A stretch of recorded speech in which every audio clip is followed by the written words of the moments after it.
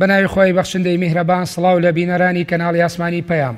هەوڵ دەدەین لە بەرنامەی گفتوگۆی ئەم شەوماندا قسە لەسەر لۆژیکی زانستی لە ململانە سیاسیەکانی هەرێمی کوردستان بکەین. قسە لەسەرەوە دەکەین ئایا تا چەند لە هەرێمی کوردستان پێکەوە نەگونجان یاخود جیاوازی یاخود ململانەکان یان ڕکابەری نێوان هێزە سیاسیەکانی کوردستان ڕەگی لە قوڵایەکانی مێژوودایە. ئایا جیاوازی نێوان هەریەک لەم چەمکانە چییە؟ هەوڵ دەدەین قسە لەسەر پێوەرە عەقلانیەکانی ململانی سیاسی بکەین لە هەرێمی کوردستان. دەپرسین ئایا لە هەرێمی کوردستان ئەو ململانی لە نێوان هێزە سیاسیەکانە هەیە و تاوەکو ئێستا بەردەوامە تا چەند ڕووداوە مێژوویەکانی ڕابردوو ئەم ململانیانە دروستیان کردووە، تا چەند کەلتور تەئسیرەیە و کاریگەری هەیە لەسەر دروستکردنی ململانی سیاسی لە هەرێمی کوردستان. ململانیەکان لە هەرێمی کوردستان زۆر جار بە بنبەست دەکەن، زۆر جار کاریگەری سۆز و هەڵچوون لە نێو ململانیەکانە هەیە، بەڵام لە هاوپەیمانیەک یاخود ڕێکەوتنێکی سیاسیدا ئەمانە کۆتاییان پێدێت. ئایا ئەمانە مەجرای زانستیان لەخۆ گرتووە؟ ئایا نمونەمان هەیە لە ئەزمونەکانی مێژوودا؟ ئایا زانستی سیاسی پشگیری ئەمە دەکات؟ ئەمانە کۆمەڵێتەوەری سەرەکی بەرنامەی گفتوگۆی ئەم شەومانە بە میوانداری هەریەک لە بەڕێزان دکتۆر کەیوان ئازاد ئەنوەر شارەزا لە مێژووی هاوچەرخی کورد، دکتۆر مەریوان حەما دەروێش شارەزاوە پسپۆر لە سیستمی سیاسی بەخێربێن بۆ سۆدۆی بەرنامەی گفتوگۆ. دکتۆر کەیوان ئێمە ئێستا حالیەن لە سەروبەندی 6 ساڵەی لە عێراقدا بە تایبەتی ئەو کاتانەی کە ڕژێمی پاشایەتی کۆتایی بێتێت و ڕژێمی کۆماری دەست بەکارە بێت. ئێستا لەو بیرەوەری ئاژین بێگومان کوردیش بەشێک بووە لەناو ئەو ململانێ سیاسیاندا و کاریگەریشی هەبووە و تەنانەت ئەو دەستورەشی کە دانێ خاڵێکی ئەوەی تایە کە بازە برایەتی کورد و عەرەبەکە کە لە عێراقا پێکەوە بژین. ئەم ڕووداوانە کە لەناو مێژووی ڕابردووی ئێمە ڕوویان داوە بە تایبەتی ئەگەر بگەڕێنەوە بۆ بەر لە شۆڕشی 4 تەموزی ساڵی 1950 تا چەند ئەمانە ململانیەکان ئەم ڕووداوانەیان دروست کردووە لە عێراقا و پریشکیشیان بەر کوردستان کەوتووە. چکات تەوەری بەرنامەکە ئێمە پەیوەندی بە ململانی و ناکوێکە سیاسیەکانوێ لە ڕووداوەکانی مێژووی سیاسی کووردا و ئەوەشی کە تاوەکو ئێستا بەردەوامە و لەناو ژیانکردنی سیاسی هەرێمی کوردستانە ڕۆژانە ئەزموونەکرێەوە بە چاوی خۆمانەی بینی. بەناوی خۆگەڕم سوپاس بەڕێزت، سوپاس بۆ کاکتۆنیەوە تەشریفێنەوە بۆ ئێرە. من جارە پسپۆری بواری مێژووی سەرەکانی ناوەڕاستم وەکو ئەکادیمیەکەی بەڵام لە مێژووی عێراق زۆر شارەزا لە مێژووی هاوچەرخی بەڵێ شارەزا لەبوارەیە. دیارەگە بڕێن بۆ مێژوو ئێمە لە شوێنێک ئاژی پێ لە خۆڵاتی ناوەڕاست. خۆڵاتی ناوەڕاست ناوچەیەکی ئاگراویە بە دەرەجایی خۆناکەکانی مێژوو لە دروستبوونی لە بەرەبەیانی دەرکەوتی مرۆڤ لەسەر ڕووزەویەوە تا ئێستا ئاگات هەمیش چەقی ململانێ بووە، چەقی کێشە و ناخۆکی بووە لە نێوان نەتەوەکاندا، گەرای ناوچەکەدا، کەمینە ئاینی و ئاینزەکانی ناوچەکەدا و هەمیشە لە سەرباری ئەمە لە دەرەوەی ئەم خۆڵاتی ناوەڕاست هێزیتر هەبوون کە ڕۆڵیان لە سیاسەکانی ئەم ناوچەدا گێڕاوە. عێراق دەوڵەتێکە 100 ساڵە تقریباً بڵێن 100 ساڵەکەتە نێو ڕووداوەکانی سیاسی و ئیلا حسابی 97 ساڵ عێراق بوونی هێلا 1922ەوە عێراق دەوڵەتە لە ویلایەتی بەغا و بەسڕە پێگا سەرەتا 1925 بە دەوڵەتی عێراق لە ویلایەتی مووسڵ و بەغا و بەسڕە. یعنی تەمەنی دەوڵەتی عێراق ناگاتە سەدەیەک و دەوڵەتی دەستکردە بەریتانیەکان بۆ بەرژۆنی کتابەتی خۆیان دروستیان کرد بۆی جێپێ خۆیان لە خۆڵاتی ناوەڕاست قایم بکەن وەکو براوەی شەڕ جێگی جیهانی یەکەم. بۆ دەوڵەت دەستکردە کە دروست دەکرێت سەرەتا ویستی گەلی عێراقی بەسەرەوە نییە. ئەو کەس بێت پادشای عێراق فەیسەڵی کوڕ دا بۆی بەمەسە وڵامەکە بەڕێز لێرەوە وڵامەکە بەڕێزن. ئەو کەس بێت پادشای عێراق فەیسەڵی کوڕ حسێنە، فەیسەڵی کوڕ حسێن خەڵکی عێراق نەبووە، خەڵکی حیجازە، کوڕی شەریف حسێنە، کەواتە پادشای عێراق هاوردە کراوە لە دەرەوە بۆ عێراق. کەسی هاوردە کراوە کە عێراق بەڕێوە بەرێ عێراق بە کورد و عەرەب و تورکمان و کورد و ئاشۆری و ئەرمەنەوە، عێراقی بە شیعە و سونیە بە موسڵمان و مەسیحی و جوولەکەوە بە ئێزدی و کاکەی و شەبەک و ساعی بەنداییەکانەوە. ینی عێراق وڵاتێکی فرەنەتەوە فرەئاین فرەکەوت و فرەئاینزایە. بۆیە بۆ پێی کە پێش ئەو عێراق دامەزە لە ساڵسۆسیکی زاینیدا لە پرسیارەکە ئەمەیە عێراق خۆی لە ناو ململانێکی توندا ژیاوە لە نێوان ملانی لە مێژووە سەفەی عوسمانیەکان ئێرانی عوسمانیەکان هەبووە، پێشتر سەفەی عوسمانی دوایی قاجاری عوسمانیەکان هەبووە و دوجار سەرباری ئەوەی بڵێ دوو هێزی ناوچەیی لە دوای جەنگی جیهانیەکەی شەوەکەوێتە ململانەی ئەمریکا، بریتانیا، فەڕەنسا و دواتر رووسیا قەیسەری رووسیایەکی سۆڤێت وا دەکایتر عێراق بەریەک دەکەوێت. بۆیە خاڵی گرنگ لێدا دوو دامانە لایەکیان ئەوەیە کە پێگاتەکانی عێراق بۆ پێوە دەرژایی مێژوو خەسێنراون، لێدراون، داگیرکراون، ژێردەستە بوون، هەمیشە زاڵمیان بووە، نەیانتوانی بە عەقڵانی بیر بکەنەوە. ناتوانێت بە عقلانی بۆ شتەکان بڕۆن تا ئێسش لە عێراقدا نەخەڵک بە عقلانی بۆ ئاین دەڕوانێ نەبوو نەتەوە ئەڕوانێ نەبوو ئاینزە ئەڕوانێ نەبوو ژیان ئەڕوانێ هەموو خەڵکی عێراق عاتفیە هیچ عقل عێراق کاری پێ ناکرێت باوەڕ بێ کاغەرام ئەگەر مێشکی تاکەکانی عێراق لە قەبرا هەڵبەیتەوە ئەوژی ئێستا زیینووە بڕۆ مێشکیان خەرج فەحسەوە مێش هیچ کەسێک لێ بە نەسای کاری نەکردووە کەسان بە مێش کار ناکەین بۆ سۆز عەتفکار سۆز خۆشەویستی کار دەکەین بۆیە لە بەرامبەر ئەم سۆز عەتفی کە خەڵکی عێراق کاری پێ دەکات بە بڕۆی تۆم کرد ئەمە پەیوەندی بەوە نییە کە ئێمە بەردەوام داگیر کراوین پێم وتیوتم ئێمە پەرچەکردان بەڵێ کاغان پێشوتم ئێمە داگیر کراوین ئێمە لێ دراوین ژە دەستە بووین هەمیشە خۆمان کەم زانیوە بە کوردی خەسێنراوین بەواتە کوردی ئەگەر ئێمە بڕۆن بۆ جەوهری پرسیارەکە یعنی بە بڕوای تۆ ئەگەر چەمکی ململانێ ئێمە بخینە نێوان دووکەوانەوە ئەمەی لە عێراقا کە وەکو پەرچەکردار یاخود ئێمە وەکو ئەوەی کە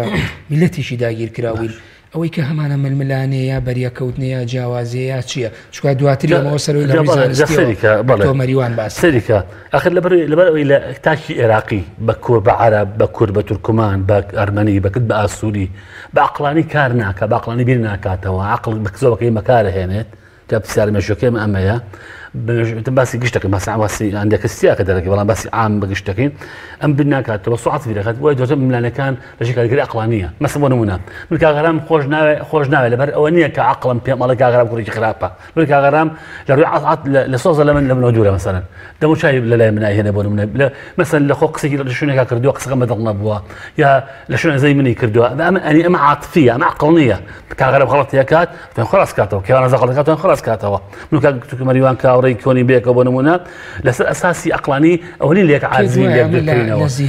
عقلێتی هەموو تاکیشی عێراقی و ئێمەی کورد شەمە چێنراوە جا سەریکە ئەوەی بۆ مێژوو نەکەرێتەوە ناتوانێت ئەمە بکە بە واقع لاوانی زانستی سیاسی زانستی کۆمەڵاتی زانستی فەلسەفی لەگەڵەمانێ بەڵام کە تۆ مێژووی عێراق خوێنیتەوە لە دروستبوونی عێراقەوە نەک وەکو ناو وەکو مێژوو وەکو خاک لە سۆمەریەکانی کۆنترین دانیشتوانی عێراقی کۆن من تا بە ئەمڕۆ ئەگات عێراقەوە بووە تا بە ئەمڕۆ ئەگات تاکی عێراقی بەکارهێنراوە من توان لە مێژووە هەزار نمونە بێنمەوە هەزار نمونە بێنمەوە لە مێژوودەکانی ناوەڕاست مێژووی خلافەتی ڕاشتی ئەمەنی عەباسی مێژووی دواتری هاتنی مەخۆلەکان جەلائیدەکان بەردەوام تاکی عێراق بەکارهێنراوە لە 1970 خۆشەویستیا بووە هێزەکان بەکاری هێنا یان بەگشت یەکدا ئەوەی قازانجی لێ کردووە زلێزەکانی ناوچەکە دەرەوە بوون ئەوەی کە بۆتە قوربانی خەڵکی عێراق بوو بەڵام خۆت دکتۆر باشە زانی ینی قۆناغەکانی گەشەکردنی ژیانی کۆمەڵایەتی هەر لە ژیانی سەرەتایی و ڕاوکردنەوە دواتر قۆناغی کشت و کاڵی و نیشتە جێبوون و پیشەسازیۆمانە هەموو کۆمەلگای مرۆڤایەتی بە ماتیە پەڕیوە یعنی تۆ پێ دووە بە بڕوای تۆ ئێمە نین لەناو ئەو مەنزومەی قۆناغ بەندیە دەسەری کاغەرە باوەڕت بێت مخصاصم سۆری باری مشتەکانی ناوەڕاست باوەڕت بێت ئەوەی سەرمی ئەمەویەکاندا لە عێراق تێپەڕیوە ئەمەویەکان کە لە ساڵی جاسێری ئەمێژووە چلویەک بۆ سەڵسولی کۆچی 16 جای زیانی حکومڕانی عێراق کردو لە ماینەوە ساڵدا ئەمەویەکان ئێستا دەقاوتە سەرمی ئەمەویەکانە دەقا و دەق یعنی ئێستا ملانی شیعە و سونە لە عێراقا هەیە کورد و شیعە کورد و سونە کە لە عێراقا هەیە هەمان ئەو سەدەمەیە گەمێژ بکەیتەوە هەمان ئەو سەدەمە فەقەت ناوەکان بۆ دکتۆر مەریوان ئەوەی دکتۆر کەیوان هێمایی بۆ کرد تۆکو پسپۆڕێ لە بواری زانستی سیاسیە زانستە ڕامیاریەکان یعنی ئەوەی ئەمە ململانەیە بەریەکەوتنە جیاوازیە ڕکابەریە پێکەوە نەگونجان یعنی ئەم مستەلەحانە لە ناو زانستی سیاسیە ئەمانە جیا ئەکرێتەوە کە لە ئەمە ئەوەی دکتۆر هێمایی بۆ کرد و گەشتەوە بۆ سەردەمی سۆمەریەکان کۆنترین گەلانی ناوچەکە بوون ئەگەر 3100 زاینی پێش زاینیش باسکێ کە نووسینیان دۆزیوەتەوە بۆ ئەو کاتە تا ئێستا چەند هزار ساڵەکە یعنی بە بڕوای تۆ ئەمە کە لە ناو چۆنەڵی بیرکردنەوە و زیهنیەتی تاکی عێراقیابی ئەمە چ تەسمیەیەک ئەکرێ کامیانە ململانەیە پێکەوە نەگونجانە ئەمە چییە ئەم کەلتورە بەناوی خۆی گەورە سوپاسی جەناب دەکەم خۆشحاڵم لە خزمەتی کاکتۆر کەیوانم مامۆستا ئارام سروشی ململانێ جزئێکە لە شخصەتی هەر مرۆڤێک بەواتایەکی تر ئینسان کۆمەڵک نەوازع کۆمەڵک نەزعی دژبەیەشی تایە لەوان لە کاتێک کە حەزی بە ئاشتی خوازیە نەزعی شەڕەنگێزیشی تایە لە کاتێک کە حەزی بە تەباییە لەگەڵ کەسێکە بە هەمان شێوە حەزی بە ململانێشەیە لەگەڵ کەسێکی تایە لەم ڕۆوە جیاوازی بیرکردنەوە جیاوازی تێڕوانی جیاوازی بەرژەوەندی وای لە ئینسانەکان کردووە چ لەسەر ئاستی تاک چ لەسەر ئاستی گروپ و کۆمەڵی گەورەتر وا بکە کە جوزئێک لە ژیان بە ململانیەوە مەشغوڵ حاڵەتی طبیعیشە ئەمە حاڵەتی طبیعی یعنی لە ئاستە کۆمەڵایەتێکە لە ئاستە خێزانێکە لە ئاستی گەورەتە تاگا بە دەوڵەت لە ئاستە سیاسی لە هەموو ئەم ئاستانەیە ململانێ جوزئێکە لە ژیانی ئینسانەکان بەڵام بۆ معنایان نییە کە ئینسان بەرداوام بێ ململانێکە بەواتایەکی تر ململانیە دیاردەیەکی مرۆییە مادەم مرۆڤ هەیە تەسەووری ئەوە ئەکرێ کە ململانی هەبێت تەسەوور ئەکرێ هەبێ و یانی شتێکە ینی قابل ئەوە بێتە واقعەوە ئەمە خاڵێکە مجتەمەعی عێراقی بەپێک یاخود گەلانی عێراق بەم پێکاتە جیاوازن کە کاک دکتۆر ئاماژەیەشی وردی پێەیە ئەوەیە کە ئیشکالی گەورە لەوایە خاڵی تەبا خاڵی پێکەوە گونجان خاڵی مشتەرەک خاڵی هاوبەش خاڵی هاریکای لە نێوان پێکاتە جیاوازەکانی ئەوەی کە پێی ئەوتە دەوڵەتی عێراقی بەردەوام کەمتر بووە یاخود بەردەوام کەمتر ئیعتیباری بۆکرا لەو خاڵە جیاوازی و ململانی ئامێزانەی کە بوونیان هەبووە ئەمە شەکەوای کردووە تەبایی ئاشتەوایی پێکەوە ژیان کەمتر بۆن و بەرامەی هەبێت لە عێراقا بیرمان نەچێت مامۆستا ئارەم خاچی عێراق کە پێشتی پێوتراوە میسۆپۆتامیا بە زمانی یۆنانیەکان یاخود دۆڵی دوو ڕووبار یا هەر ناوێکی تر کە هەبووە عێراقە ئیراکە ئاراکە نازم هەر ئەو ناوە جیاوازن کە هەیە خاچێکی زیینوو بووە ینی بەوەی کە ئەو تێلانکەی مرۆڤایەتی بووە ینی بیرمان نەچێت لە زەمەنی حەزارەتی میزۆپۆتامیا و حەزارەتی نیلە لەو زمانە سیراحێکی گەور هەبووە یان بەواتایەکی تر دوو زلهێز لەم سەرزەمینە بوونیان هەبووە یەکیان ئەوە بوو کە لە نیلا بووە لە میسری ئێستاە یەکێک ئەوە بووە کە لە عێراق هەبووە یان لەم ڕۆ عێراق ئەهەمیەت و گرنگی و گەورەی و زیندوێتی خۆی هەیە زۆر باشە ئەگەر ئێمە ئەمە لە تەوەری بەرنامەکە دوور نەکەوینەوە یعنی ئەم جۆرەی کە ئەم کەلتورە کە تۆ باسکرد و گەڕانتەوە بۆ سەردەمی شارستانی کۆنەکان ئەمە چ پەیوەندی بە تاچی ئێمەی کوردەوە ئەمەش لەناو ئەو مەنزوماین کە ئەو جۆرە تاکەی پێکشێناوە میشە لە ململانیا بێ یا ئەم تاکەی بەرهەمهێناوە بەدڵنیایەوە ئێمە بیرمان نەچێت من و جەنات و کاک دکتۆر و ڕەنگە حەو پشتی ئێمەش لە مەنتیقەیە ژیا بێت کەواتە تۆ بتێنێت لەگەڵ هەر قەچێکە تعاملکەی یعنی هەم شت لە وەرئەگری هەم شیش پێشکەشی ئەوەکە یعنی لەم ڕۆوە ئەو دۆخە سیراع ئامێزە ململانی ئامێزەی کە لەم ناوچەیە سەدان ساڵە بوونی هەیە بە تایبەتی لە کۆتایەکانی سەدەی 90 و درێژایی سەدەی 20 بە کاملی تا ئەگا بە ئێسا کە نزیکی لە 150 ساڵی ڕابردووە عێراق لە ناو ململانی و شەڕ و مەشاکل و ئاشیبێکی زۆر گەورە بە ئەو کاتێک کە ویلایەت بووە لە دەوڵەتی عوسمانی و کاتەشی کە داگیرکراو بووە لەلایەن ئینگلیزەوە کاتەشی کە ناوی دەوڵەتی لە مانگی هەشتی 21 تا ئەگا بە ئێستا یعنی بە درێژایی 150 ساڵی ڕابردوو کەم ئۆقرەی لە عێراقا هەبوو بێگومان ئێمەی کوردیش بە درێژای ئێمێژوێ مەوجودمان لەم خاکەیە هەبوو کەواتە ئێمە باسی قاڵبە سیاسیەکەش بکەین ئای چۆتە ناو فۆرمێکی سیاسی وەرگرتووە ئایا لە ناو زانستی سیاسیشدا ئەم ململانێ و بەریەکەوتنانە چۆن جێی بۆتەوە یعنی ئایا تا چەند پشگیری ئەم ململانەیە کرێوە تا چەند ئەمە بە نەگونجان و ناکۆچی و بەریەکەوتن وێ ناکراوە مامۆستا ئارەم مەوزوعی ململانێ شتێک چۆن شتێک نیە بە دەرنیە لە ژیانی مرۆڤ لە ژیانی مرۆڤەکانە تەوەقوعەکرێ بۆ ئەم کۆی کۆمەڵی مرۆڤاتی بۆ کۆی گەلان ڕاستە هەر میلەتێکش بگری هەر میلەتێکش بگری سێرەکەی لە قۆناغی لە قۆناغ و لە چەند قۆناغێکی مێژووی خۆیە مەشاکل و سەرئێشە و سیراع و بەریەکەوتنی هەبوو لە نێوانی خۆیانە بەڵام ئەوەی کە خاڵی جەوهەریە لە ناو وڵاتی ئێمەیە بوونی نییە لە کۆمەڵی میلەتی تر هەیە میلەتانی تری کە کوردواڵی میلەتانی خواپیا ئەویان هەیە ئەوان ئەو قۆناغا پڕکێشمەکێشم سەر ئێشیان تێپەڕانەوە و گەشتون بە کۆمەڵی خاڵ کاتیایە ویئام و ئاشتەوایی و پێکەوە ژیان زاڵەوە بەسەر نەزع سیراعەکان وەگەرنا ئەنی ئەو ئەمریکایی کە تۆ ئەیبینیت ئێستا یانی ڕائیدی زۆر بوارە لە ژیانی مرۆیە ئێسەیە بیرمان نەچێت لە سەدان هزار کەسی تیا کوژە لە ساڵی 1000 عن دووریش نییە تقریبا 50 ساڵێک پێ 6 ساڵ پێش ئێستا ویلایەتی جنوبی هەستیان بەغۆ بن و بە زوڵمەکە داوای جابوونیاک لە سەردەستی ئیبراهیم لینکۆڵن ئەوەی نەکرێ و نەشێپیان کرا لە کوشت و بڕ بۆی بێن و ژە دەستی سوڵتەی فیدراڵی و تەوحیدی ئەمریکا بپارێزرێ یعنی ئەم جەنگی جیهانی یەکەم و جەنگی جیهانی دووەم ئەوەی کە تایە پاڵەوان بۆ ئەوەی کە تایە کوشت و کوشایی کە دنیای وێران کردووە هەر ئەم وڵاتە پێشکەوتوان کە ئێستا ئیستیقرارن بۆ خۆیان دابین کردواتە بوونی سیراع ململانێ شتێکی عاجباتی نییە لە ژیانی مرۆڤەکانە ئەوەی کە عاجباتیە تێنەپەڕاندنی ئەم قۆناغەیە بەڵام ئەوەی کە گرنگە و لە مەفهومەکەی تۆ تێگەم یعنی ئەوەیە کە ئەم ململانیانە ڕەهەندێکی چۆن بڵێ نەگەتیڤی وەرگرتووە نەتوانرەوە بە ئاڕاستێکی تەندروست تا بڕوات مامۆستا ئارەم لە وڵاتانی دنیاە ئێمە تقریبا بالحساب کە بڵین دوو ئاڕاستی جیاواز هەیە یاخود دوو فەلسەفەی جیاواز هەیە لە مامەڵەکردن لەگەڵ جیاوازیە فەلسەفەیەک یاخود ئاراسێک یاخود بۆچوونێک پێی وایە جیاوازی بەشێکە لە ژیانی مرۆڤەکان ئەبێ ئیداری ئەم جیاوازیان لێ بکەی بەشێکی تر نەخێر بێت تەمسی کات و ئەبێ بیپلیشێنێتەوە وای کە وەحدەتێک دروستکە ئەمەی لە وڵاتانی خۆمانە مامەڵی لەگەڵاکرێ تۆ پێویستە وەکو یەک بیکەیتەوە وەکو یەک ئاراسە بکەی وەکو یەک قسە بکەی وەکو یەک هەڵوێست دەبێ وەکو یەک بەرژەوەندیت هەبێ ئەمەیە کە چینە جیاوازە دەسەڵاتدارەکانی مێژوویێرە غەڵبەت بە بڕی جیاواز ئەم مامەڵەیان لەگەڵ پێکات و جیاوازیەکانی ناو خەڵکی عێراقا کردووە کە ئامادە نەبوون ئەم جیاوازیانە لە بواری برەودان و پێشخستنی وڵاتە بەکابێن بەقەت ئەوەی کە هەوڵیا ئەم جیاوازیانە بتوێن توانەوەی جیاوازیش بە سیڕع کرد ئەم سیڕع وای لاتەوە بۆ بە دیاردەیەکی سیاسی دیار و بەرچاو و زاڵ وەک بڵی سائید کە بیل لە مێژووی نزیشی عێراقەکەیتەوە ئۆتۆماتیکی سیڕاعێکی خوێناوی و بەرێکەوتنێکی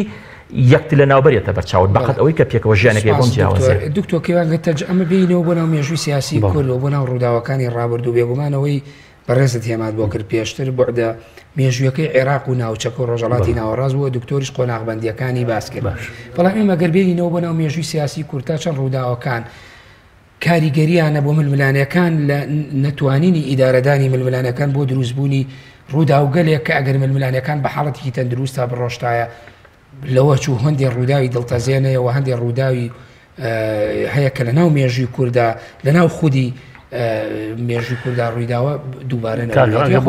بەڵێگە بوارم بی بە چەند کۆپلەیەکی مێژووی زۆر گەرنگ جۆهری مەسبابەتەکە بۆ دەرەهێنم کۆنترین لە خاکی ئێمە خاکی زۆر کۆنە لە ڕووی مێژوویەوە مرۆڤی زۆر کۆنتیا دێژیاوە مەسەرنج بە 1000 ساڵ پێش زین گوندی چەرمەمانەیە کوندێکی کشتتوکاڵیەکە لە گوندی چەرمە سەجاغژیاوە 30 ماڵە بۆ بنمونە مێ خاڵی هەیە لە خاکی لە وڵاتی ئێمە خاکی ئێمە کوردستان بەس کوردستانکەین ئێمە لەو مێژوو خەمە سەر مێژووی هاوشەقی کورد و عێراقیش ئەمە جواری بابەتەکە ئەمە لە قۆناغێکەمان لە مێژووی کووردا ئافرەت پێشەنگە ئافرەت ئیدارەی ماڵە گەورەی پیاویشە و پیا هەموو شتێکیاوە دەست ئافرەت لە چکوونی شەرمۆیە ئافرەت گەورەی ماڵە مێژووی ئەمە ئاوە هاتووە کاتێک لە چەرمۆ خەڵ دێتە چەرمۆ دروزە دروزەکە ئەمانە ڕۆبڕی بەرەنگارە بێت لەگەڵ هێزی دەرەکی لەگەڵ خێڵی تر لەگەڵ دەور پشتی خۆیان ئەمانە دەمە حوقی پیا و جەستەی بەهێزە وردە پیاوەکەیت بەشە بۆ بەگریکردن لە خان لە ماڵەکە لە من چەرمۆی ئەم حاڵتەمان هەیە و دوای چەرمۆش تاقەتە دروستبوونی شاری هەولێر کە لە ئەربائیلۆیە ئەوە دەرەکەوێت لێوە خمسە مەزۆڵەکە کە شار دروستەکە شاری ئەمەتە کوێ شاری ئەمە دێت سەری قەڵا ئەنی شاری مێژووی ئەمە هەمووی قەڵایە لە دەشتانیە ئەنی کۆر لە گوندەوە دێتە قەڵا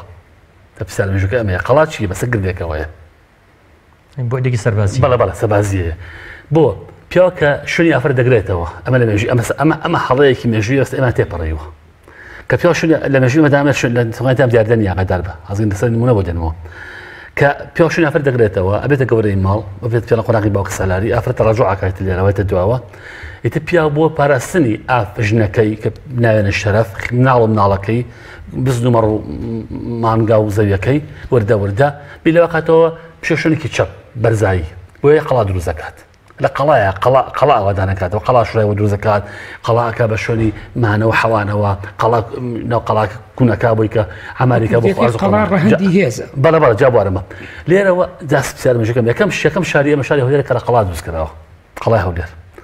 شاری کەرکووکمانێک ئارەبخای قەڵای کەرکووکە سێکە قەڵای دزیرە هەموو شارەکانی لە قەڵایە بوو ئیتیود ینی سەری سێکە کوردستانی ئێمە مرۆڤی کوردستانی کۆن وردەوە لە گوند دۆچێتە شارەکەی شارەکەی لە شتانیە لە نزیک ڕووبارانیە لە نزیک چۆمانیە لەسەر قەڵایە کە لە قەڵایە قەڵاکە شورای هەیە گدرگای هەیە دیگەکەدا ئاخائیت لێ دەرەوە دائابڕێت لێرەوە ئەجە فسانجەکە ئێمەیە لێرەوە عەقڵی تاکی کورد وردە گۆشەگیرە بێت دائابڕێت تو جوێ لە هەڵچوونە بێت بۆ بین هەموو بەگشتی کورد و ڕێیە هەمومان عاسڵین بەگشتی تەحملی زۆر شت ناکەین سەبر و تەحمل زۆر کەمتر چۆندەکەیتر بەرگەی شتی قورزەگرین بەڵام بەچی بەرگەیەگرین بە بەرانگار بوونەوە تەفسیر بژەکەمە هەمیشە دیفاع لە ماڵی خۆمان بەڵام ناتوانین هجوم بکەین ینی کورد ملەتێکی هێرشبەر نییە ئەمە هەڵی مێژووی گەورەی ئێمەیە ملەتێکی بەقاوم بووە بەگەری کردووە لەو ڕۆژگارە قەڵا هەولێر دروست دەکرێت کە بێت یەکەم شار و شاری ئاوادان و شاری مێژووی ئێمە تا بە ئەمڕۆ ئەگات سەرنج بە عەقڵی تاکی کورد کە دێت پیاوە ناڵەکەوێتەوە هەمووی ئێمە عەقڵمان داخراوە ببووراوە قساکە محدود جا مۆزۆکەمە تا بەم ڕۆگە بۆیە سەی مێژووی ئێمە کە لە خاودێرەوە تا ئاگات ئەمڕۆ ئەمە لە مێژووی ئێمە هەزاران منشین و هەزاران حکوومەت و هەزاران دەسەڵاتی ناوچەیمان هەیە هەمووی ناوچەکان لێقەدەن زۆر دوور ناخەمەوە بابان و سۆران سیرکە هەموو شەڕی ناوخۆی یەکترا ئەردەڵان و بابان سۆران و بۆتان هەنی میان مێژە بخەینەوە پیاوشتە خۆی کاکە کوردیشە کە بۆچی ئەمە لەگەڵک هاواکەین سەیریکە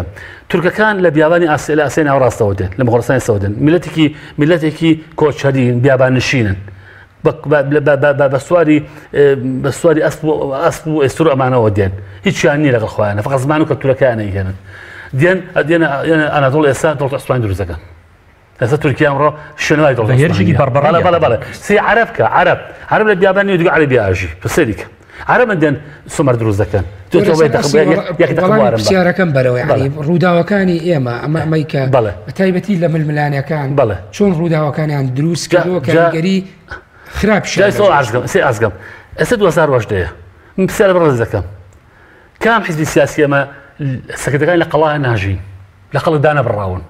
سێ هەموویان کە بەناو نەهێنم هەمووی لە قەڵایە دەشین لە خەڵک دابڕاون ئەگەن لە خەڵک نییە ئەگەنێک نەزاد کاک ئاراب کاک تۆمەریوان چوو بوارم بە چۆن ئەژی چی ئەکا چی هەیە سەیریکە کەسێک کە لە قەڵایە ژیا کاک بەریوان دەسەڵاتدارەکەی لە قەڵایە ژیا پسار مێژوەکەی مامەیە نازانم لە کارەبا هەیە کارەبای نی ئاوی هەیە ئاوی نییە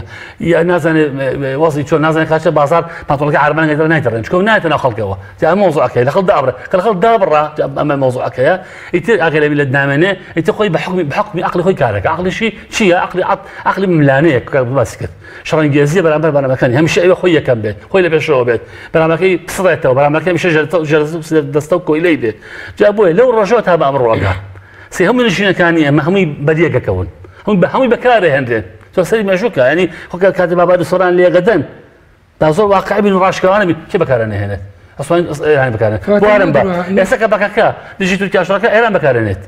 ئیکێتی یا پارتی یا حیزب غایەتی کە لە عەربی کوردستانە بەریەکەون کێ بەکارێنێنێ دەوڵەتانی جوڵاسی بەکاران دەهێنن سپیسیال مێژووەکەمە ئەمە مێژووە نییە لە دروستبوونی تاگە لە کوردستانی کەشە ناوی کورد لە ناوتاراوە تا بە ئێستا ئەگات ئەم بەکارهێنرین بۆ چکە لەو ڕۆژەوە ڕشتی مێژووەکەی مامەیە ئافرەت تەڕاجوعەکە پاشیەکات پیا شوێنێک دەفرێت بە قۆناغی باوک سالاری پیا و بڕیارەدات سپیسیال مێژووەکەی مامەیە لێرەوە ئیتر پیا بۆ مانەوەی هێزی خۆی شکۆمەندی خۆی سەگە بینەرە سەیری بۆمان بەرنامەی ئێمە بکە ئەمەی تۆ هەمووی بۆ نمونە بە جۆرێک لە ڕەشبینی ببینێت نەشەوە یعنی بەشێکی زۆری یعنی ڕۆحی تەعایشوی ئام هەبووە لە نێوانمانەوە پێکەوە ژیانی ئاشتیانە هەبووە لەوانەیە کوردێکێکە لە میلەتانی دنیا کە زۆرترین پێکەوە ژیانی و بەتایبەتی هەم لە ناو خۆی ئەگەر جیاوازی ئاینی مەزەبی زۆر جیاوازیتیان نەتەوەی تریش دراوسی و تا ڕادەیە پێ دوانیە یعنی توانیوێتی ئەوە سەرکەوتوو جازم بە قسم نهێ دروست نەکردووە مێژووی ئەمە وا دەڵێت من ئەو بەڕێزێک هەڵ ڕژبینم و ڕژبین نییە مێژووی ئێمە کووردا شتێک بە جیازمێکم باسم کرد خۆ نیمانە پسەرە مێژووەکە ئەمەیە نیمانە ئێمە ئەمە دوێتی مۆزوعمانێ ئەم باس دوو شتەکەین لە مێژووی خۆماندا بەلای من زۆر هەڵەیە ئاقەدار بکارە لە ڕووی مێژووی زۆر هەڵەیە ئاقەدار بکە بۆتە شانزی بەحساب بۆ ئێمەی کورد هیچیانەوەکە ملەتکی بەرەنگاریمان کردووە لە ژیان خاکی خۆمان هێرشمان لەبردووە ئینشەڵڵا هێرشمان کردەیە کاکەرە عەرەب هێرشی کرد سەرنج بە عەرەب لە بیستان نەبوو ڕۆژگار لە عێراق نەبوو لە لوبنان نەبوو لە تونس و جەزائیر نەبوو ئەم ناوچەی کرد بەی خۆی تورک هێرشی بە خۆرستانەوە ئێستا ڕۆ حەوت و هەژ وڵاتی دنیا تورکمان و تورکە کاکە هێتا تورکیا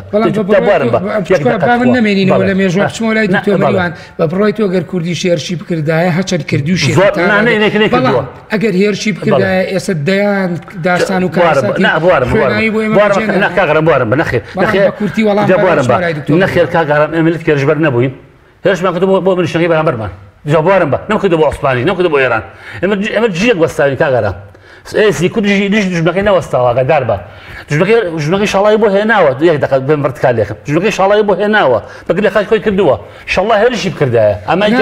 من لەوانەیە بەشێکی ئەگەر کە هێرشە باسی هێرشکردنکەم نەیکەن بەو مناقەشەکەم لەناو مەنزومەی هێزێکی سیاسی تری دراوسیا تورک بێ فارس بێ عەرەب بێ تێکەڵ کراوەەوە بەڵام وەکو خۆی هێزێکی یەگرتووی نەبوو هێرشکە ئەمە هۆکارەکەیە بیلەت کە هێرشی نەکرد بوارم بە میلەت کە هێرش نەکرد توانای خۆی نازانێت چەنە هەر لە بەکە مەدینەوە هات کاگەڕم بەڵام توانی کوێ بگرێت ئافرم بووی خادوممان هەڵ پێکەوە ژیان کاگەڕم گیان لە بێژی مرۆڤایەتی ئاقەدار بە ئەو میلەتەی بە پێکەوە ژیان ژیاوە بە دەوڵەت نەگەیشتووە ئاگادار بە ڕاستە بۆ ئیسان شانازی ئاگادار بە بەڵام دواتر تۆ چی دەزەیت سەبەی دەزەیت دەوڵەت کە دروست دەبێت ئاگادار بە پێکەوە ژیانتان نەهێڵیت دوای دروست دەبێت جاییتر ئەوەی سەرنج بە ئەوەی دوکە باس کرد ئەمریکا بە قەتڵعامێکی ناوخۆیی گەورە بە کوشتنی هەزار ڕەش پێست و خەڵکی جیاجیای ئاینی جیاجیە ئەمریکا دروست بوو ئاگادار بە عەرەبەکان کاتن بە ئیسلام ڕابەریان بوو هەزاران ئەو ئاینە لەناو برد بەڵام ئاوا سەرکەوتن کاکە دکتۆر میروان ناونیشانی بەرنامەکە ئێمە لۆژیکی ململانەی سیاسیە لە کوردستانە ئایا ئەمەی دکتۆر کەیوان هێمایی بۆ کرد ئەمەش لە غیابی ململانی سیاسی و ئەو لۆژیکە غیابی هەبوو بۆیە ئەم کارە ساتانە دروست بووە هەرچەند لەوانەیە نە تۆ نەبی نەرێک نەمنیش زۆر جار لەگەڵ بۆچوونەکانی دکتۆرە هاوڕاییمان نەوێ بەڵام وەکو خۆیڵێ مێژووە لە نمونونەکانی مێژوو باسەکە ئەزبوونەکان ینی مامەساارمەی کە جەنابی دکتۆر فەرمووی پشگیریکاری هەیە و ڕەنگە دەیان لە بەدەساویە ئەوەشی کە گەشتبینە ڕەنگە بە ناو پڕاوەکان مێژووە بگەڕێت و ڕەنگە تاکوتەرەیەک لە نمونە بێتەوە بۆ پشگیری یعنی مێژوو پڕاوپڕە لە مەسە بەڵام ئەوەی کە نقطەیەکێکە و جەنابی ئاماژەی پێ بەڵام نەمێک تۆزە ڕوونی کەمەوە سەبارەت بە میلەتی کورد یعنی تا ئەم ساتی کە قسەی تیاکەین عقلی دەوڵەتداری تیا دروست نەبووە تۆ نمونەیەکی یەنە ئەم جەنابی دکتۆر لە بانەکانی پێم وابێ خۆرهەڵاتی ئاسیاوە تەتار و مەغۆلیان یعنی نزیکی حدودی سینی ئێساکە لەو منتیقی ئەم خەڵکە بە ڕاوڕوت و بە جەبەروت و ئەوەی نەکرێ و نەشیە زۆر کە دێن 400 بۆ 500 ساڵ حەزارەتێک و حەزارەتی ئیسلامی ئیداراکەن دوایی لە سای دەوڵەتی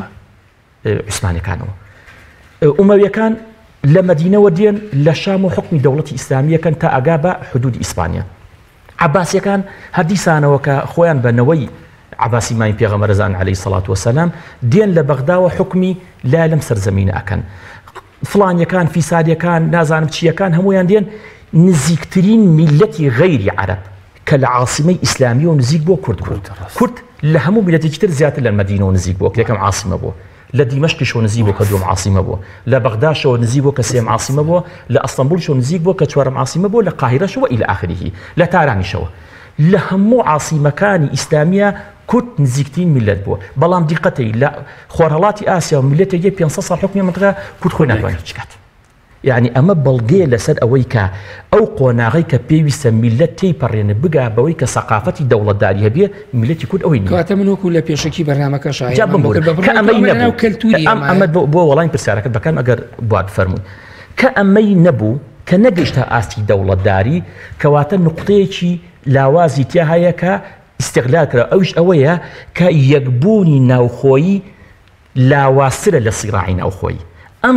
نەبوونی ئەم یەکبوونە و بوونی ئەم سیراع وای کردو کە هێزی دەرەشی بەکاری بێنێ بتێ و نەتەوێ قاجاری سەفەوی عوسمانی فڵانی فیساری بە دەوڵەتی ئێساشەوە غەرب شەرق هێزی ناوچەی کوردیان بەکارهێنا بیبەرەوە بۆ سەر چەمکی ململانەیەەکە بۆم کاتەمەش ئەمەش چەمکی ململانەیەکەیە کە نەتوانراوە ئیدارەی ململانێکی تەن دروست بدرێت بە دڵنیاییەوە ئەو خلاف و جیاوازین کە لە ناو خۆمانە هەبووە ئەوەندە زەق کراوەتەوە بواری ئەوە نەماوە هەم پێکەوە ژیانی بینی خۆمان یەکبوونی خۆمان زاڵ بێت و هەم درگاش دە تەدەخولاتی خارجی بگرێت ئیشکالەکەی ئێمە لەوەیە مامۆستا ئارام میلەتی کورد کە ئەم خلافاتە کاتۆ لە سایی نوخبەی سیاسیەوە کە ئەم خلافانە زەق کراوەتەوە کە زەق کراوەتەوە هەم نێوخۆی لاواز کردووە و هەم کابرا بۆ ئەوەی من لەگەڵ دکتۆر کەیوانە سیراعم هەیە پەنا بۆ شەیتان ئەم بەس بۆی ئەو تێک پشتێنم ئەو لەگەڵ منە سیراعی هەیە پەنا بۆچی ئێبا بەس بۆی من تێک پشتێنێ لە کاتێکە وا واجبە وا ضرورە وا خزمەتی هەردوو لامانەکە کە خاڵە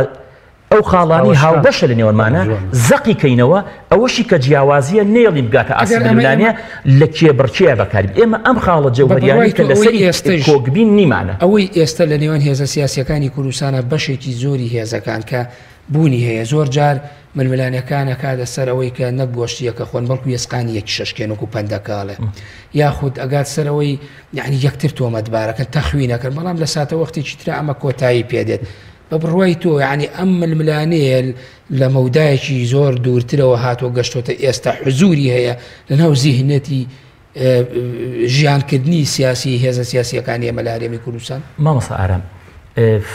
كورد لسر آسي تاك لسر آسي مجتمع ياخذ هندي قالن كورد هر قل يعني هندي أو تومادا قالن ناك بيبلي ميلاد الله بيبلي كمان خلق كوك دعوته هندي كزوال يعني تاو رادي اتهام كان كورد لسر آسي جمع لسر آسي تاك إشكالي جوري هو الثقافة السياسية كي زور محدودة يعني روشن بيدي السياسي لا يتاكي كورد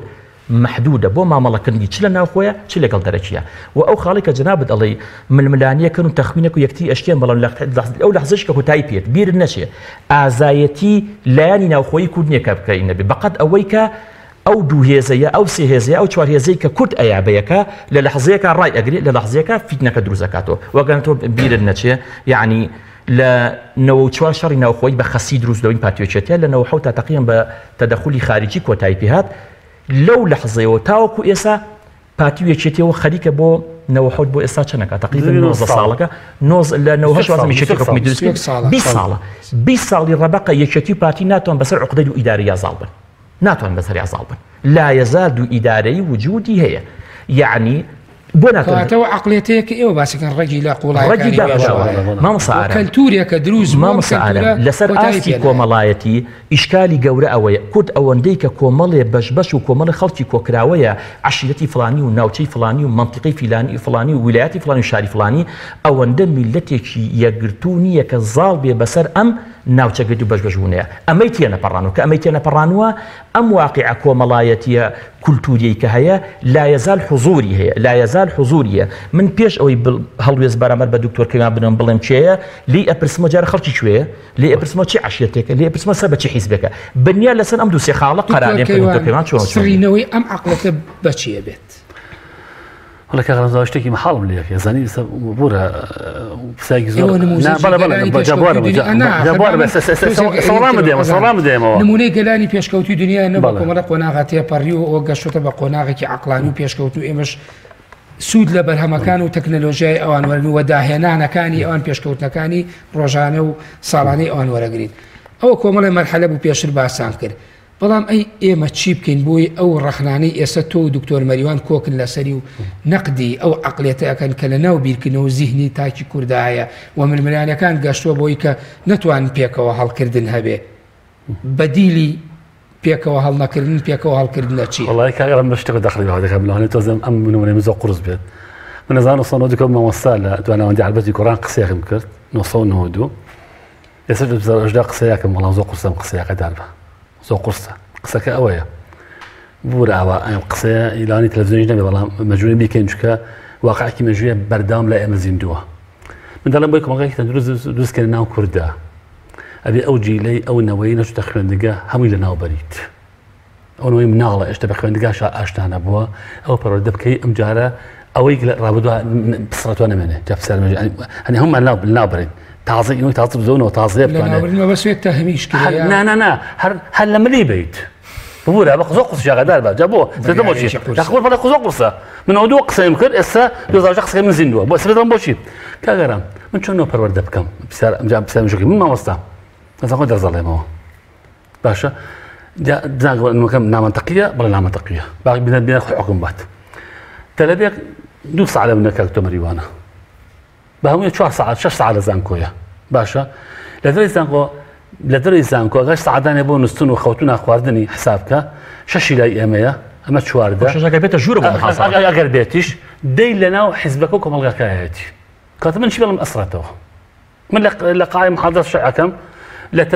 ئەوەی لە قاعەکە دانیشتووە بە ئاراسی حیزبی وڵای منە دانیشتووە خوێنەواریشە بە خوێنەواریشە خۆی خوێنەوار نەزانێت بە ئاراسی گۆڕان و یەکەوتو کۆمەڵ و پارتی ومانە وەڵام مایەتەوە کاکە محاضرەکە من مێشووە باس پارتیکردی ناکەم من باسی ئەسڵ ئەمریکانی بۆکەم گۆڕانەکەڵی دکۆتەوە دیفاع لە پارتی دفاع لە گۆڕانێک باشە سەر بەدیلەکە بڵێ تۆڵی چ وایوانێت ئێمە گەبمانە کۆڵگای دووسێ تەندروست بێت و بۆ ئاینێکی بجوان بڕوانین سەریکە بەل هەموو شتێ پرۆسی پەرۆدە جایتە دروستکەینەوە پرۆسی پەرۆدە ئێمە تاسەر ئێسقان سەقەتە تاسەر ئێسقان پرۆسی پەرۆدە خوێندنی باڵای ئێمە سەقەتە پرۆسەیەکە ئەسڵەن تاجی کورد دروست ناکات سیستەمەکەیە بەڵێ دەمێکەوە قسەم کردووە قسە خۆش ماگەدار بە پرۆسەیەکە تاسەر ئێسقان سەقەتە پەرۆدە خوێنی باڵا ئەگەر پەرۆدە خوێنی باڵا ڕاست کرێتەوە تەندروستی باشە بێت ناوخۆ باشە بێت ئاسایش باش بێت هەموو شتە باشە بێت حزبەکانی ئێمە شەڕی حزبەکانی بۆ توخوا بوارە بە لەسەر سەقەتیەکەی بۆ من لە کوێ لە هەموو تێکە لەوانەکانی یەکە خوێندێت لو تدريسك ما مستقي غليتها لو خوليك درستي اخونت لكن انت تروح تقول الساندا وظيفه ردك اما كسله فمانيه ولا وزارتك يا لقل كابري بنجم حسابك كابري زوج وربو سيك برسوم برتبي سعودي بحساب سعودي سيديكا بلا مورا كتابه كان شاوكرا لولاد لبنان كتربيه خنكاري قناقي كاد الشاني حوصال عمري 6 صال شو حوصال كتابه كان 8 كيلو يا ابي غشانيه باشا لقد كتابه كان بيش او براس غورينا 6 كيلو نبو اما هيك فهمت سيديكا بجا هو مكتبه كان يا ما هو يسدامي تاعك لا السويد يقدام بسوشت البيت يا باشا ما وسكان يا ما وسكان نود وشخص كان وبنجاغان وحتى كان واشتكان لسويد صلاه ما وصل دول تعزف يا بيدت باشا اخذت شو انا اقوريت باشا خليني بالاكي يا ما كاغ ارامجا تو سرنجبه همو ولاتي ايران هم افولاي تركيا هاش جشت جمعيتها هاش زانكو حكوميتها هاش تعمل قصه قداربه باشا لا يقول سنه سياده جمعيه حكوميه سمي قصتها شو ما زليك اما هم جبار انا بو يارمتي بله كواتب بالرويتو النبوني امبر وردي واي كردو يستتنانا لنا وتنانا منظومه وسيستمي حكم راني شا ولا نو دامو دزقا كان ولا قطاب خانه كان وحزب سياسي كان كالتور وعقليتي بيك وهلنا كرنو نقنجانو ويكتر شكان يعني اما نبوني تربيته بله بس تحمل الى سوري تربيتها سلك اسمنو كملات اشياء قاعي محاضره هذا تسخون بس قصناكي شقاعي محاضره القاي محاضره كان يملا جامعه اساسي حزبيه كما سقطت كاغارا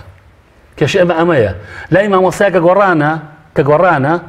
سركاميه كيتي جرديه لا ما وصاك كيتي فريشتيه لا ما وصاك بارتي شانزه تو خيانه لا وصاك كيتي شانز اسفيكا خيانه اما هزليه غداربه ناله هم خيانته ناله هم شرج جرى ناله هم وايا مثلا ناله سفيكا وشانزه اكتوبر اوي نا ما وصاك سادي حزبك قناعتي بيدي در شركات كاما خلايا غداربه ما وصا حزب نيه مكاش بقى محاضره خلاص حزب تعامل كما وايا ما خلايا سباس دكتور مريوان كواتا چەمچی ململانەکەەوە پێکەوە هەڵنەکردی ململانەکەش ئەوەی کە دکتۆر کەیوان هێمای بۆ کرد ئەگەڕێتەوە بۆ غیابی پەروەردەیەکی تەندروست لە هەرێمی کوردستان لەگەڵ کاکتۆرە متفق مەزە سەپەڕاندنەکەیانە سەپڕاندەکە لەگەڵ متفقنی بەڵام لەگەڵتا پێشخستن و پەرەپێدان و بەرەو پێشوونی هەر مجتەمەعێک لە پرۆسی پەروەردەیەکی تەندروست چۆ دەست پێکە خراپبوونیشی لە خراپبوونی پرۆسی تەمەکەڵی پەروەردە بە دەرەجەی ئەساس وەزارەتی پەروەردە دواتر خوێندنی باڵا ئەگەێتەوە خەڵک وا سەیرەکە بوورە با من یارمەتی بم مەبەست پەروەردە یعنی جارێکی تر داڕشتنەوەی تاک و زیهنێت و عەقڵێتی تاک و مامەڵەکردنی تاک بۆ ژیانی لەناو کۆمەڵگادا بەڵێ یعنی مسمان ئەوەیە یعنی چۆن ئەم خەڵکە و بەرهێنانی تیا بکەن بێ بە تاچێکی تەندروست هەم بۆ خۆی هەم بۆ دەوروبەرەکەی مامۆستا ئارام من بەرنامەیەک وازانم ساڵ و نوێک پێش ئێستا بوو کەمتر زیاتر نازام لەگەڵ کاک ئارام قادر و پەیمانخانە بوو پێمان بەر لەسەر قەزی سراعی حیزبی و سیستەمی سیاسی لە خزمەتی جەنابتان بووم ئەوە چەند ئەوان متفق نەبوو لەگەڵ مادیژی بە قەزیەکەی من بوون من پێم وتم چاکسازی لە وڵاتە هەم زەحمەتم کاری زۆریەوێ پێمان وانە بێ بڵێ مادەم تەکنۆلۆژیا پێشکەوتووە مادەم بۆ نمونە ئامرازەکانی گەیاندن پێشکەوتووە مادەم بۆ نمونە لە ڕووی شارنشینی و بۆ نمونە تەوەسوعێکرا و ژماری قوتابخانە زیایکە و ژماری جامیعە و فڵان فیسا زیایکە ئەم کاکتۆر ناوی نامە هەزەلە مادەم ئەمانەیەکەواتە چاکسازی سەریعەکە بڕوات بێ ئەم سیراعە ئەم ململانێ ئەم یەکتر قبوڵ نەکردنە ئەم خۆخۆری کە لە ناو میلەتی ئێمەیە هەیە چۆن ڕەگ و ڕیشەی لە مێژووە هەیە و یعنی هەر ئەڵی پاتیۆشی بۆ یەکتی یەکوژنەڵەکە کە ئەی بابانەکان بۆ یەکتیان نەکوش ئەمەڵە بابانی و ئەردەڵ نەک بابانی و ئەردەڵانی بابانی سۆر هەر بابانەکە لە بینی خۆیانە لە بینی خۆیانە یعنی برای یەکوژ مام ئامۆزا یعنی کرد ئەم نمون ئەبێ خەڵکێک پەروەردە بکەیت تەبکەڵی پەروەردە لە ئاسە جیاوازەکانە چ ناوەندی خوێندن بێ چ غەی ناوەندی خوێندن بێ لە ڕێی دەستگای ڕاگەانی لەگەڵ ڕێکخراوە جیاوازەکان لە هەر ئاسیەکە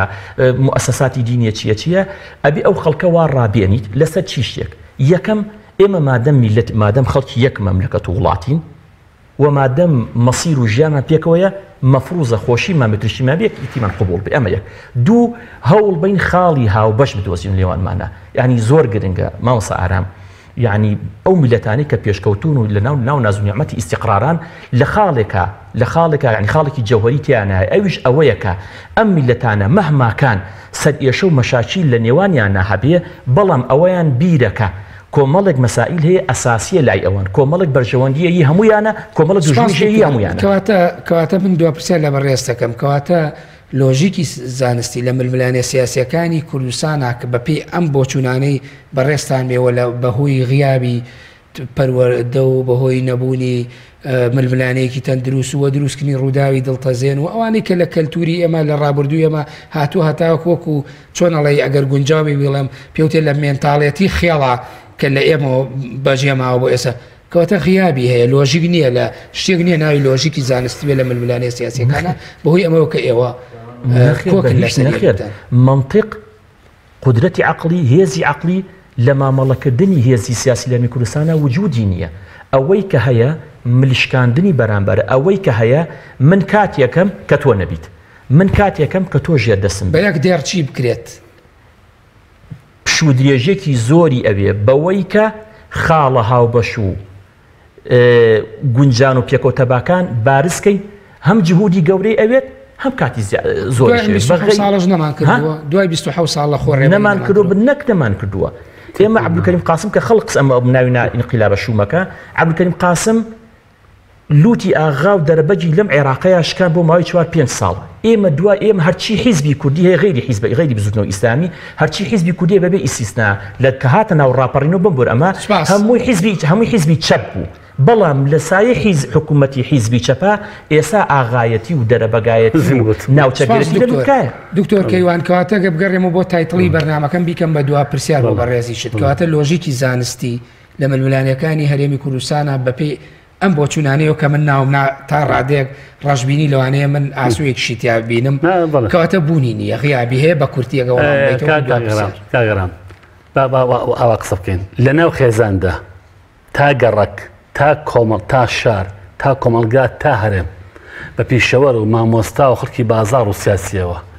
هیچمان بە عەقڵانی ماوەڵی وتار ناکەین بە داوای لێبوردنێکی زۆرەوە من پەیوەندەکانی ئەمەم پەیوەندی هیچ عەقڵانی نییە دوم نێزە سات بۆ سات بۆ دێنەوە جابزان سادمە بەو نمونە کۆتایی پێ لە کوردواری ئەمە دایکێک وەستی کچێکا بە کوڕەکەی زۆر باسی مۆزوعەکەم ئەڵێ کوڕەکەم کچی کاک فڵان تۆ سێ ئەم نمونەیەکە ئەڵێ چاوی بەقەی بنەژێ پیاڵەیەکە بێت لوتێکی چکۆلە دەمێکی چکۆلە باشە تۆ سەریکە بەقایەکی باریک دەوەڵاوەکەی لە ژنەکە هاجێت ئاقەت دەمی باریک و چاوی بژێن پیاڵە بێت چی دەرچێت ئەمە پێخەسە من پێوەری عەقڵ ئەمە عەقڵ ناگێکێ ئەمەیەک کە خەڵکی ناچێت بۆ حەفلە زۆرجار لە دەنگی مکەوەکە لە دەرەوە دێتە دەرەی خۆڵەکە کابرای گۆرەمیژەڵە چی ئەڵێ خێڕێکی بووش تۆ بە خێر نەیت ئەوڵە بە خێر نەیت تۆ شانی بۆ ڕاوەشێکی بۆ ئەسەر چۆبیەکە ئەگە بەعقڵ بکەیتەوە بەرەی بۆ حەفلەیە کەواتە باوەڕ بە کاگەرام هیچ شتێکی ئێمە عەقڵانی نییە بەداوای لێبوردنەوە هەنی ئەسم ئەوە ناخۆمەوە بۆ نایخۆمەوە کە بە عەقڵانی ئەو گرنگە بۆ لەش باشە بەری خۆمەوە تۆ بۆ تێناوە تۆ بە یەک دێر بەدیلێکم بەرێ بە یەک دێر چارە سەرچیەوە پێشتر وتت پەروەردە بەڵام بە یەک دێر هەر لەسەر سەریکە کاگەرام خۆی ئینسان بەهی بەوە ژیاغەدار بەخۆشیان لێ نەوەستاوە من ڕژبینم بۆچی بەڕابردی خۆم ڕژبینم بەخۆشیان لێ نەوەستاوە ئەڵێم ئێسەش ئێمە ئەگەر بە خۆمان نابچینەوە پرۆسی پەروەردە ڕاستکەینەوە خوێنی بەڵا ڕاستکەینەوە